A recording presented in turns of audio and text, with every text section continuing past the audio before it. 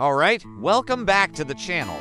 Today, we're diving into Phase 3 of our passage planning series, Critical Point Identification. This is arguably one of the most vital stages, where we turn a simple line on a chart into a dynamic, actionable plan. We've got 30 minutes allocated for this, but the precision we achieve here will save us hours of stress later. So, grab your charts, fire up your Ecdys, and let's get started. Our main task in this phase is to meticulously identify every single point along our route that demands a specific action or heightened awareness. Think of it as creating a detailed playbook for our voyage. We're not just sailing from a to-be, we're anticipating every twist and turn. The first and most fundamental points to identify are our wheel-over points. This is where we initiate our turn to stay on the planned track line. It's not the start of the turn itself, but the point where the helm is put over.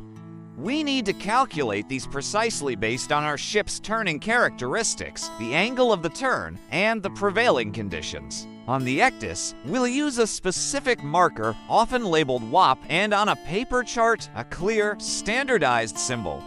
Accuracy here is non-negotiable. A poorly placed wheel-over point can put you dangerously off track in a turn. Next, we identify all planned course alteration points, or waypoints. These are the cornerstones of our route. Each one needs to be clearly labeled, usually with a number like WP1, W2, and so on. For each waypoint, we'll also mark the new course to steer. This creates a clear, sequential path for the entire bridge team to follow. It's the skeleton of our voyage plan. Now, let's talk about what lies beneath us. We must identify all areas of shallow depth along and near our track. This involves carefully examining the soundings on the chart. We're looking for any areas that infringe upon our calculated under keel clearance, or UKC. These aren't just single-point dangers. They can be extensive banks or shoals. We'll mark these areas with no-go zones or safety contours on the Ecdys. On paper charts, you might highlight these areas or draw a clear boundary. Never underestimate a shallow patch. It's a direct threat to the vessel's safety.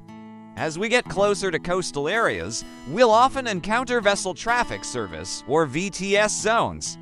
It's critical to mark the entry and exit points of these zones. We need to know exactly when we're required to make initial contact with VTS, which VHF channel to use, and what information they'll expect in our report. We'll mark these points clearly on our chart with the VTS name and the required communication channel. This ensures a smooth, compliant, and safe transition through busy traffic areas. VTS is our eyes and ears in congested waters, so working with them effectively starts with planning for it. Another crucial point, particularly for arrivals and departures, is the pilot transfer zone. Where exactly is the pilot boarding ground? We need to mark this position precisely. This is a point of high activity and often increased risk. We need to plan our approach speed, the maneuver to create a lee for the pilot boat, and have all necessary equipment ready. Marking the pilot station, along with any associated reporting points, on the chart is essential. We'll also note down the VHF channel for communicating with the pilot boat and the pilot station. Finally, we need to incorporate any temporary or dynamic information. This is where Navtex comes in. Are there any active Navtex warnings for our route? Perhaps a military exercise, a gunnery practice area, a newly discovered wreck, or a malfunctioning navigational aid. We need to plot these warning areas directly onto our chart or as overlays on the Ecdys. These are time-sensitive warnings, so always check for the latest messages before departure and throughout the voyage. Ignoring a Navtex warning is like ignoring a stop sign. It can have serious consequences.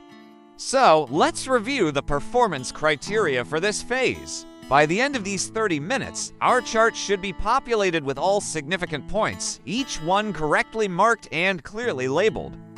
This includes wheelover points, waypoints with new courses, highlighted shallow areas, VTS boundaries with communication details, and pilot stations. Furthermore, we must ensure we're using the correct symbology. On an Ectus, this means using the system's built-in, standardized symbols for waypoints, user-defined areas, and other critical information.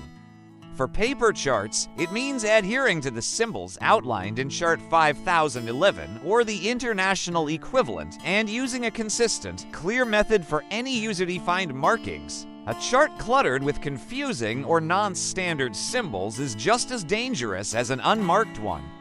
Clarity is key for the entire bridge team, and that's a wrap on Phase 3, Critical Point Identification.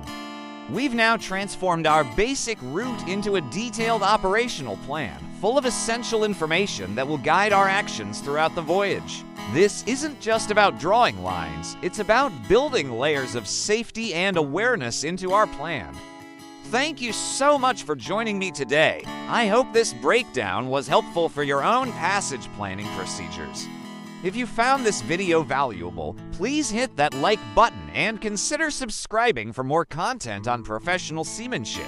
Drop any questions you have in the comments below, and I'll do my best to answer them. Stay safe out there, and I'll see you in the next video where we'll tackle Phase 4.